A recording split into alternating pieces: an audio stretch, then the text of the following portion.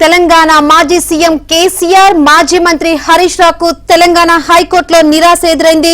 కాళేశ్వరం ప్రాజెక్టుపై justice PC Ghosh నివేదికను రద్దు చేయాలన్న కేసీఆర్ హరీష్ రావు పిటిషన్లపై విచారణను 4 వారాలకు తెలంగాణ హైకోర్టు వాయిదా వేసింది. పిటిషనర్లు కోరిన విధంగా స్టే ఇవ్వలేమని, ఈ కేసులో మధ్యంతర ఉత్తర్వులు అవసరం లేదని హైకోర్టు తేల్చెప్పింది. పూర్తి వివరాలతో 3 వారాల్లో కౌంటర్ దాఖలు చేయాలని అడ్వకేట్ జనరల్ న్యాయస్థానం ఆదేశించింది. అసలు వాదనలు ఏ విధంగా జరిగాయేంటో తెలుసుకుందాం. మరిన్ని వివరాలు అందించేందుకు మా ప్రతినిధి ప్రవీణ్ లైవ్ ద్వారా సిద్ధంగా ఉన్నారు. ప్రవీణ్,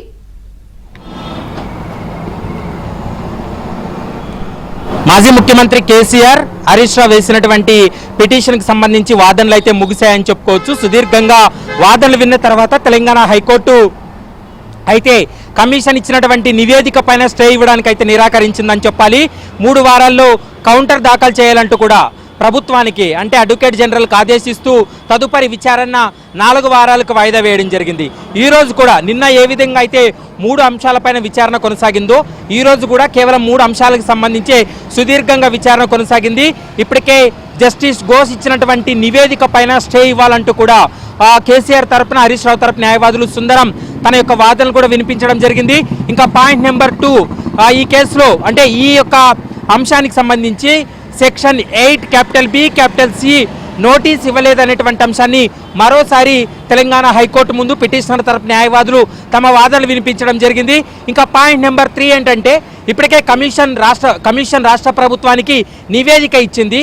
ఆ నివేదిక అనేది అసెంబ్లీలో చర్చ తర్వాత చర్యలు తీసుకోబోతున్నారా లేకుంటే చర్యలు తీసుకొని చర్చ చేయబోతున్నారా అనేటువంటి అంశానికి సంబంధించి సుదీర్ఘంగా విచారణ జరిగినప్పుడు రాష్ట్ర ప్రభుత్వం తరపున అడ్వకేట్ జనరల్ అయితే మాత్రం ఒక కాపీను న్యాయస్థానం ముందు పెట్టడం జరిగింది. అందులో ప్రభుత్వం యొక్క నిర్ణయాన్ని కాపీ రూపంలో సబ్మిట్ చేశారు.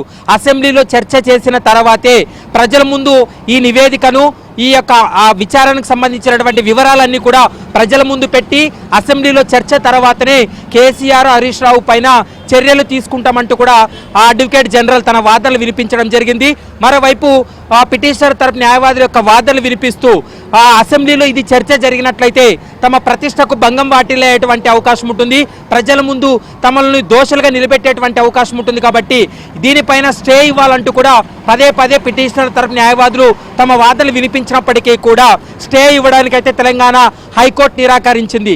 ఈ సందర్భంలో ఈ పరిస్థితుల్లో మధ్యంతర ఉత్తర్వులు ఇవ్వడానికి నిరాకరిస్తున్నామంటూ కూడా తెలంగాణ హైకోర్టు స్పష్టం చేసినటువంటి నేపథ్యంలో కేసీఆర్కు హరీష్ రావుకు హైకోర్టులో ఎదురు దెబ్బ తగిలిందనేది మనం భావించాల్సి ఉంటుంది.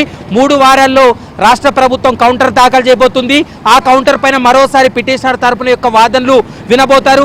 ఇక కమిషన్ యొక్క అంశానికి సంబంధించి కూడా నిరంజన్ రెడ్డి తన వాదనలు వినిపించడం జరిగింది. ఇక కమిషన్ కూడా ఒక కౌంటర్ దాఖలు చేసేటువంటి అవకాశం ఉంటుంది. 4 వారాల తర్వాత ఈ అంశానికి సంబంధించి కౌంటర్ల పైన మరోసారి వాదనలు కొనసాగేటువంటి అవకాశం ఉంటుంది. అయితే మరి ఈ రోజు హైకోర్టు మధ్యంతర ఉత్తర్వులు ఇవ్వడాన్ని నిరాకరించడంతో రాష్ట్ర ప్రభుత్వం ఖచ్చితంగా తెలంగాణ అసెంబ్లీ ముందు ఈ యొక్క నివేదికను ప్రవేశపెట్టి నివేదిక పైన చర్చ చేసిన తర్వాత చర్యలకు ఉపక్రమించేటువంటి అవకాశాలు అయితే స్పష్టంగా కనపడుతున్నాయి. ప్రజల ముందు ఈ నివేదిక యొక్క అంశాలన్నింటినీ కూడా సారాంశాన్నంతా కూడా ప్రజల ముందు పెట్టాలి. మరోవైపు అసెంబ్లీలో చర్చ జరపాలి.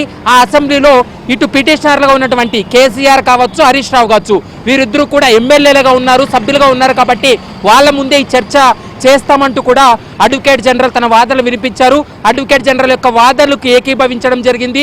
మధ్యంతర ఉత్తర్వులు ఇవ్వడానికి హైకోర్టు నిరాకరించి తదుపరి విచారణ 4 వారాలకు వాయిదా వేయడంతో పాటు 3 వారాల్లో రాష్ట్ర ప్రభుత్వం కౌంటర్ దాఖలు చేయాలంటూ కూడా ఆదేశించినటువంటి పరిస్థితి అయితే కనపడుతుంది. Shankari, right, thank you.